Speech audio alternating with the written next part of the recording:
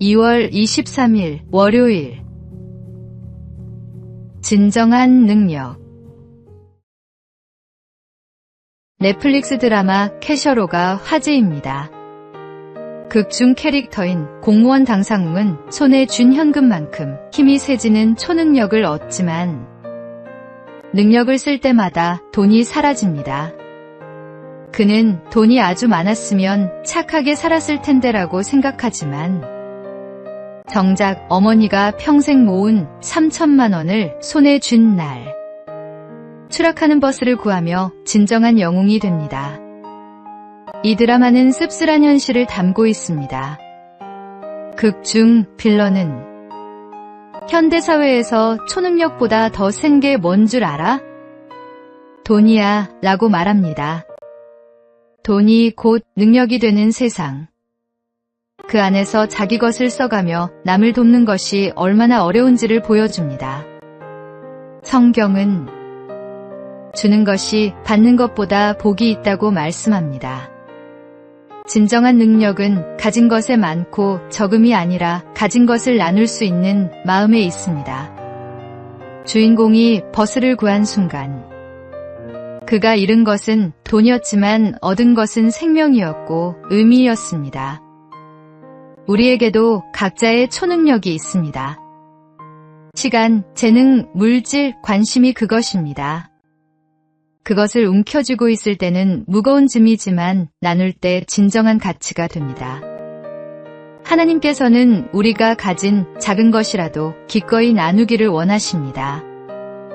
나누는 것, 그것이 진짜 능력입니다. 오늘의 말씀. 주는 것이 받는 것보다 복이 있다. 오늘의 만나. 가진 것을 나누는 일은 쉽지 않습니다. 하지만 그 순간 우리는 하나님의 사랑을 전하는 통로가 됩니다.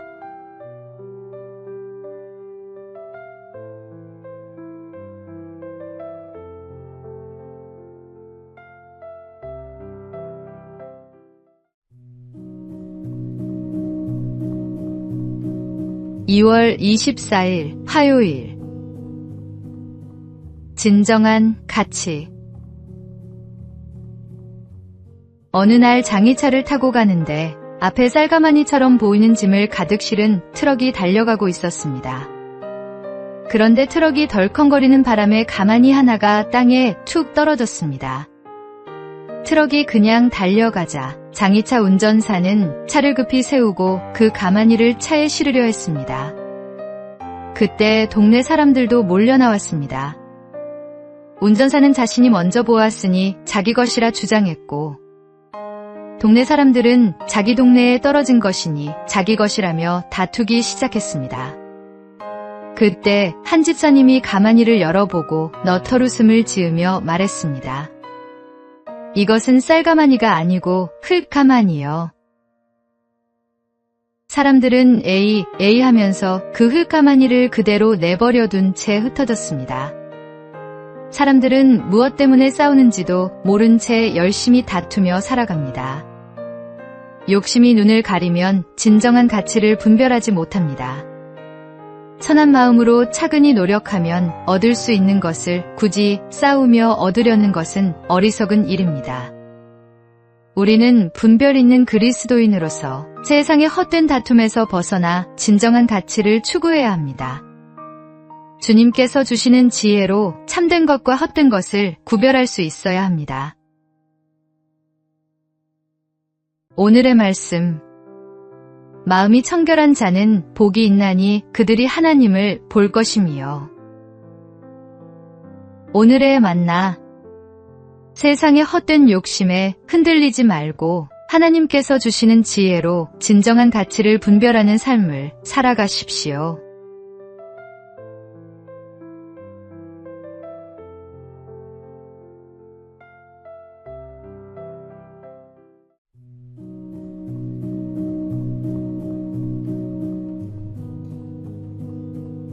(2월 25일) 수요일. 사람을 보는 눈. 한 대학병원에 청소 담당 직원이 있었습니다. 그는 매일 새벽 병원 복도를 청소하며 환자들과 인사를 나눴습니다. 어느 날 한 교수가 그에게 물었습니다. 매일 환자들과 대화를 나누시는데 힘들지 않으세요? 그는 웃으며 답했습니다. 저는 환자분들을 환자로만 보지 않아요. 누군가의 부모님이고 자녀이고 친구예요. 그분들의 이야기를 들어주는 것만으로도 위로가 된다면 기쁩니다. 몇 년 후 그 교수는 큰 병에 걸려 입원했습니다. 어느 날 새벽, 청소 직원이 병실 문을 두드렸습니다. 교수님, 괜찮으세요? 오늘은 얼굴이 좀 안 좋아 보이시네요. 교수는 그제야 깨달았습니다. 자신은 환자들을 병명으로 대했지만 이 청소 직원은 사람들을 사람으로 대했다는 것을. 예수님께서는 서로 사랑하라고 말씀하셨습니다. 진정한 사랑은 상대방의 직함이나 위치가 아니라 그 사람 자체를 보는 것입니다. 우리는 사람을 만날 때 어떤 눈으로 바라봅니까? 이용할 수 있는 도구로 보는지, 아니면 존중해야 할 인격으로 보는지, 그 차이가 관계의 깊이를 결정합니다. 오늘의 말씀. 각각 자기보다 남을 낮게 여기고 각각 자기 일을 돌볼 뿐더러 또한 각각 다른 사람들의 일을 돌보아. 오늘의 만나. 오늘 만나는 사람을 직함이나 역할이 아닌 하나님의 형상으로 지음받은 귀한 존재로 바라보시기 바랍니다.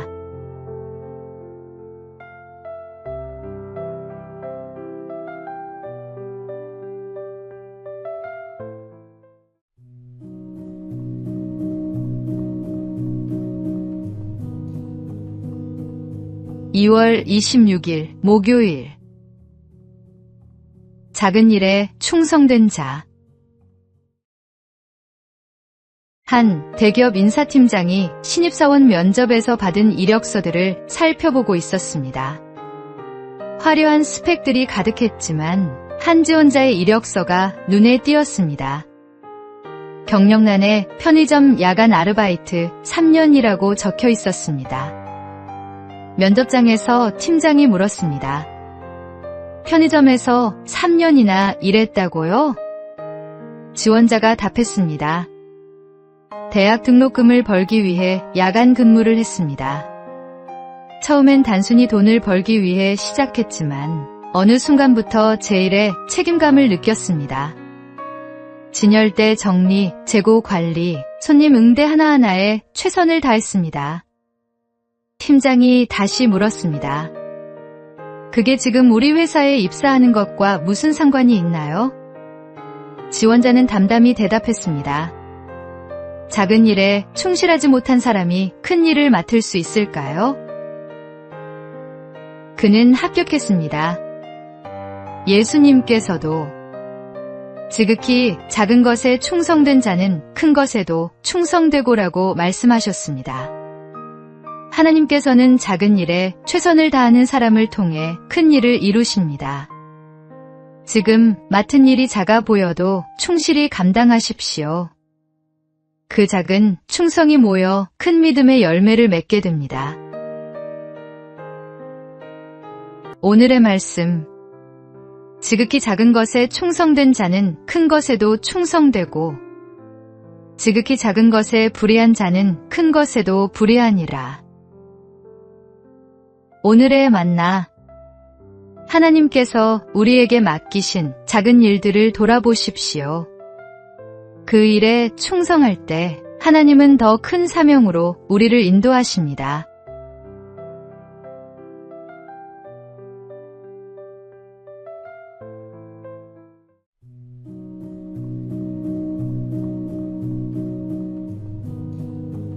(2월 27일) 금요일. 당신만을 위한 귀. 젊은 부부가 친구들을 저녁 식사에 초대했습니다. 만 1살 된 아기는 2층 침대에 잠들어 있었습니다. 거실에서는 회사에서 있었던 일들을 나누며 즐거운 시간을 보내고 있었습니다. 떠들썩한 웃음과 음악 소리로 집안이 가득했습니다. 그런데 갑자기 젊은 여주인이 얘기하다 말고 자리에서 벌떡 일어나 2층으로 올라갔습니다. 아기의 울음소리를 들었기 때문입니다. 다른 사람들은 아무도 듣지 못했습니다. 모두가 이야기와 음악에 심취해 있었지만 어머니만은 달랐습니다. 어머니이기에 그 작은 울음소리를 들을 수 있었던 것입니다. 하나님도 마찬가지입니다. 우리의 울음소리에 귀를 기울이고 계십니다. 당신이 목마르고 배고프고 슬프고 힘들어서 울 때마다 하나님은 그 울음을 달래주기 위해 달려오십니다. 당신의 기도가 다른 사람의 기도에 밀려 묻힌다고 근심하지 마십시오. 사람들이 돌아보지 않아도 하나님은 당신을 향해 뛰어올 준비가 되어 계십니다. 세상의 소음이 아무리 크더라도 하나님은 당신의 작은 신음까지도 들으십니다. 무엇이든 기도하십시오. 하나님은 당신만을 위한 귀를 열어두고 계십니다. 오늘의 말씀. 아침에 주께서 나의 소리를 들으시리니 아침에 내가 주께 기도하고 바라리이다. 오늘의 만나. 오늘 작은 기도라도 주님께 올려드리시기 바랍니다. 그분은 당신의 기도를 듣고 계십니다.